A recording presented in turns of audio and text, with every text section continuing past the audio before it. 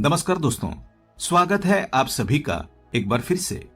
दोस्तों, अगर आप अपनी लाइफ में कुछ नया सीखना चाहते हैं तो चैनल को सब्सक्राइब जरूर करिएगा। पूजा घर में इन चीजों को रखना होता है अशुभ, धन का हो जाता है नाश, माँ लक्ष्मी ऐसे घर का कर देती है त्याग। साथ ही आज के इस वीडियो में हम बताएंगे उन विशेष चीजों के बारे में जिनका पूजा घर में होना होता है बेहद आवश्यक। दोस्तों, अगर आप घर में सुख समृद्धि और धन की कामना करते हैं तो ये 3 चीजें पूजा घर में होनी ही चाहिए। स्वयं भगवान कृष्ण ने इनके बारे में बताया है। तो पूरी जानकारी के लिए इस वीडियो को अंत तक जरूर देखें और सच्ची श्रद्धा से कमेंट्स में लिखें हर हर महादेव, जय श्री कृष्ण। दोस्तों, प्रत्येक मनुष्य अपने घर में एक छोटा सा पूजा घर अथवा मंदिर अवश्य बनाता है, जिसके अंदर वो अपने सभी प्रिय देवी देवता और उनसे जुड़ी महत्वपूर्ण चीजें श्रद्धा भाव के साथ रखता है।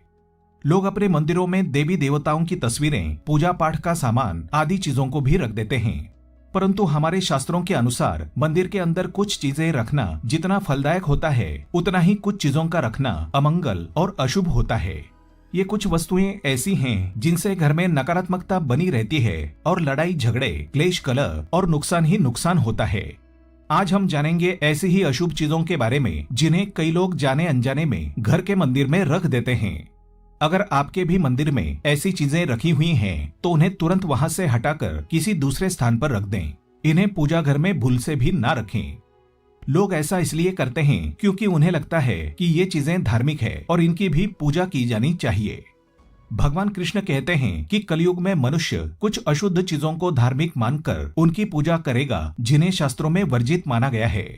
भगवान कृष्ण ने इसकी भविष्यवाणी पहले ही की हुई थी कि कलयुग में मनुष्य अधार्मिक और अशुभ चीजों की भी पूजा करेगा। तो चलिए जान लेते हैं हमें हमारे पूजा घर में कौन सी चीजें रखनी चाहिए और कौन सी नहीं। लेकिन दोस्तों, उससे पहले आपसे रिक्वेस्ट करते हैं कि वीडियो को लाइक जरूर करिएगा, दोस्तों को शेयर कर दीजिएगा और अगर आपने अभी तक चैनल को सब्सक्राइब नहीं किया है तो चैनल को सब्सक्राइब करके बेल आइकन जरूर दबाइएगा। दोस्तों, सबसे पहले दीपक और धूप दान के बारे में जान लें। दोस्तों, भारत की परंपरा मिट्टी से जुड़ी हुई है, इसलिए मंदिर में पारंपरिक मिट्टी का दीपक अवश्य होना चाहिए। अगर आप मिट्टी का दीपक नहीं रख सकते हैं तो धातु के दीपक का उपयोग करें। अगर भगवान में आपकी आस्था ज्यादा हो तो आप उपले पर गुड़ और घी रखकर उसका धूप भी दे सकते हैं। ऐसा करने से घर में सुख शांति बनी रहती है। दूसरी चीज है स्वास्तिक। घर के मंदिर में स्वास्तिक अवश्य होना चाहिए। आप इसे रोली से बना सकते हैं। स्वास्तिक आपके घर की शक्ति, सौभाग्य, समृद्धि और शुभता का प्रतीक माना जाता है। यही मुख्य कारण है कि कोई भी शुभ कार्य करने से पहले स्वास्तिक का चिन्ह अवश्य बनाया जाता है। तीसरी चीज है कलश। भगवान कृष्ण कहते हैं कलश सुख और समृद्धि का प्रतीक है। अपने मंदिर में रोली कुमकुम से स्वास्तिक बनाकर उस पर मंगल कलश अवश्य रखें। ऐसा करने से घर में सदैव समृद्धि बनी रहती है और ऐश्वर्य की प्राप्ति होती है। चौथी चीज है शंख। बहुत ही कम लोग जानते हैं कि शंख की उत्पत्ति समुद्र मंथन के 14 रत्नों के साथ हुई थी। इसी कारण माँ लक्ष्मी को यह अत्यंत प्रिय है। शंख की ध्वनि से सकारात्मक ऊर्जा का संचार होता है, इसलिए मंदिर में शंख अवश्य होना चाहिए। शंख की उपस्थिति से माँ लक्ष्मी प्रसन्न होती हैं और घर में कभी भी धन की कमी महसूस नहीं होती। पांचवी चीज है घंटी। मंदिर में आपने घंटी अवश्य देखी होगी।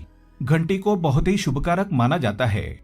जिस घर के मंदिर में घंटी की आवाज होती है वहां का वातावरण शुद्ध और पवित्र बनता है।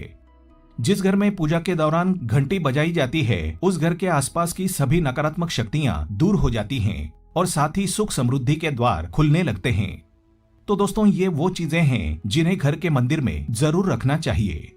आइए अब जान लेते हैं कि घर के मंदिर में कौन सी चीजें कभी भी नहीं रखनी चाहिए। सबसे पहली बात, गणेश जी की विषम संख्या में मूर्तियां। दोस्तों, पूजा घर में कभी भी गणेश जी की मूर्तियां 1, 3, 5 ऐसी विषम संख्या में ना रखें। अपने मंदिर में गणेश जी की केवल 2 मूर्तियां रखें, इसे शुभ माना जाता है। अगर आप अपने मंगल की कामना करते हैं तो गणेश जी की मूर्ति मुख्य द्वार पर अंदर की तरफ मुंह करके लगा लें।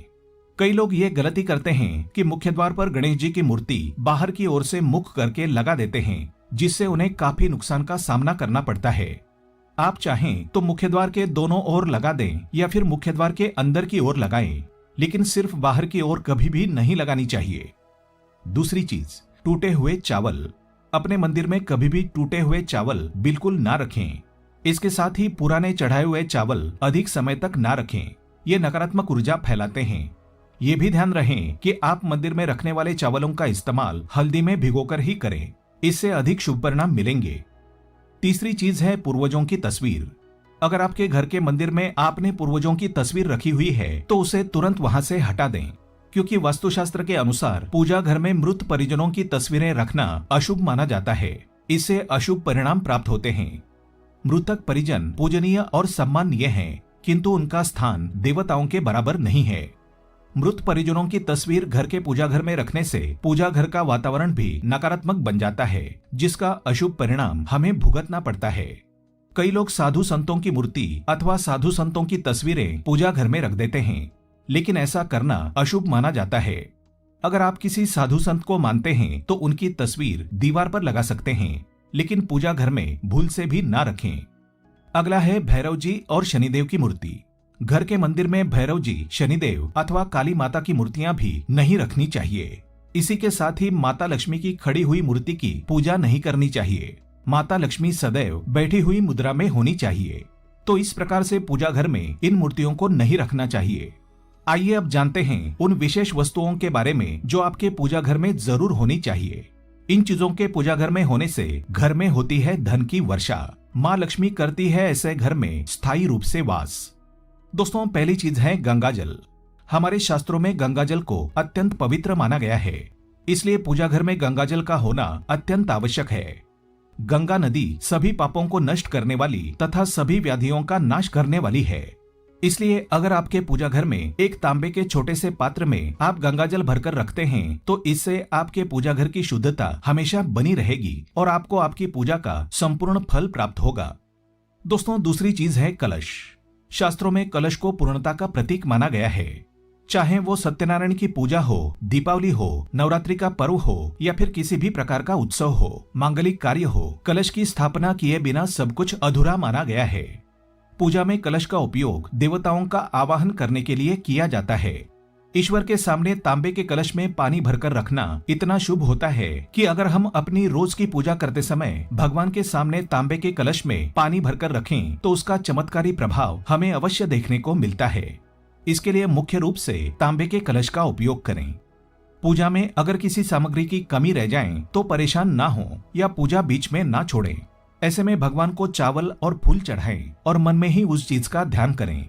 प्लास्टिक की बोतल में या किसी भी अपवित्र धातु के बर्तन में गंगा जल कभी नहीं रखना चाहिए। अपवित्र धातु जैसे एल्यूमिनियम और लोहे से बने बर्तन, इनमें गंगा जल ना रखें। गंगा जल तांबे के बर्तन में रखना शुभ रहता है। केतकी का फूल शिवलिंग पर अर्पित नहीं करना चाहिए। किसी भी पूजा में मनोकामना की सफलता के लिए दक्षिणा अवश्य चढ़ानी चाहिए। माँ लक्ष्मी को विशेष रूप से कमल का फूल अर्पित किया जाना चाहिए और अगर आप ये शुक्रवार के दिन करते हैं तो इससे कई गुना लाभ मिलता है। इस फूल को 5 दिनों तक जल छिड़क कर पुनः चढ़ा सकते हैं। हमेशा इस बात का ध्यान रखें कि कभी भी दीपक से दीपक जलाना नहीं चाहिए। शास्त्रों के अनुसार जो व्यक्ति दीपक से दीपक जलाते हैं वो रोगी होते हैं। घर के मंदिर में सुबह और शाम दीपक अवश्य लगाएं। एक दीपक घी का और एक दीपक तेल का जलाना चाहिए। पूजा में दीपक सही जगह रखना चाहिए। घी का दीपक हमेशा दाईं तरफ और तेल का दीपक हमेशा बाईं तरफ रखें। जलपात्र, घंटा, धूपदानी ऐसी चीजें हमेशा बाईं तरफ रखनी चाहिए। कमेंट बॉक्स में हर हर महादेव लिखना बिल्कुल ना भूलें। उम्मीद करते हैं आपको जानकारी पसंद आई होगी। ऐसे ही धार्मिक जानकारी दिलाने वाले वीडियो देखने के लिए चैनल को सब्सक्राइब करें